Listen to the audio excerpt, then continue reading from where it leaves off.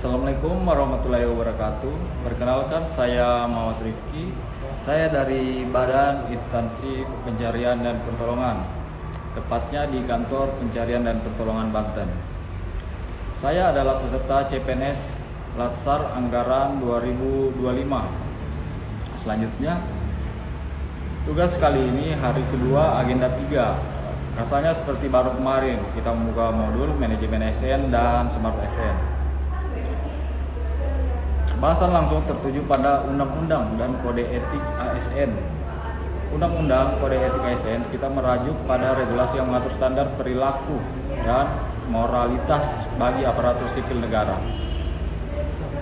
Saat ini dasar hukum utama untuk Kode Etik ASN adalah Undang-Undang Nomor 20 Tahun 2023 tentang Aparatur Sipil Negara atau ASN. Undang-undang ini adalah undang-undang ASN terbaru yang menggantikan Undang-Undang Nomor 5 Tahun 2014. Undang-undang ini menegaskan kembali bahwa ASN harus berlandaskan pada kode etik dan kode perilaku. Pasal 3 ayat 2 Undang-Undang 20/2023 menyatakan bahwa ASN harus mengimplementasikan nilai dasar ASN, dan pasal 4 ayat 2 lebih lanjut menyatakan bahwa kode perilaku ini adalah untuk menjaga martabat dan kehormatan ASN serta kepentingan bangsa dan negara. Beberapa poin penting yang diatur dalam undang-undang ini terkait kode-kode etik dan kode perilaku ASN mencakup yang pertama, nilai dasar ASN berakhlak. Meskipun berakhlak lebih dikenal sebagai core values, ini adalah penjabaran dari nilai dasar ASN yang harus diimplementasikan melalui kode etik dan kode perilaku. Berakhlak meliputi berorientasi pelayanan, akuntabel, kompeten, harmonis, dan loyal, adaptif, dan kolaboratif. Tujuannya adalah menjaga martabat dan kehormatan ASN serta kepentingan bangsa dan negara. Isinya itu meliputi berbagai aspek, mulai dari pelaksana tugas dengan jujur, bertanggung jawab, integritas tinggi, cermat, disiplin, melayani dengan hormat dan tanpa tekanan. Terus menghindari konflik kepentingan, memberikan informasi yang tidak benar, menjaga kerahasiaan negara, lalu memegang teguh nilai dasar ASN hingga melaksanakan ketentuan disiplin pegawai.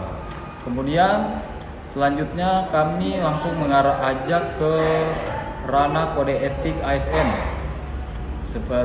Ini seperti kompas moral kita. Selanjutnya kita langsung aja masuk ke kode etik adalah panduan untuk membentuk pribadi ASN yang profesional, berintegritas, dan akuntabel. Ada satu poin yang sangat menggelitik di pikiran saya dalam konteks Smart ASN. Kode etik ini menjadi semakin relevan di era digital ini, di mana informasi tersebar begitu cepat dan batasan antara ranah pribadi dan publik semakin tipis. Seorang ASN harus ekstra hati-hati belajar. Ini bukan sekedar menghafal pasal-pasal atau poin-poin. Ini tentang refleksi diri, tentang menanamkan kesadaran bahwa jabatan yang diemban adalah amanah, bukan privilege. Amanah untuk melayani masyarakat sebaik-baiknya dengan penuh tanggung jawab dan integritas yang tak tergoyahkan. Saya selalu berpikir, apakah saya selama ini sudah menjalankan amanah dengan sepenuh hati? Apakah setiap keputusan saya sudah berlandaskan pada undang-undang dan kode etik? Pertanyaan-pertanyaan ini itu semakin terputar di benak. Tapi satu hal yang pasti, setelah hari kedua ini saya merasa lebih sigap, lebih mantap untuk menjadi bagian dari transformasi birokrasi menjadi ASN yang bukan hanya cakap, tapi juga kita berkarakter. Karena pada akhirnya kualitas ASN itu tidak hanya diukur dari seberapa banyak pekerjaan yang dia selesaikan, tetapi juga dari beberapa besar dampak positif yang diberikan, yang lahir dari integritas dan komitmen pada nilai-nilai dasar bangsa. Mungkin itu saja yang bisa saya sampaikan. Assalamualaikum warahmatullahi wabarakatuh.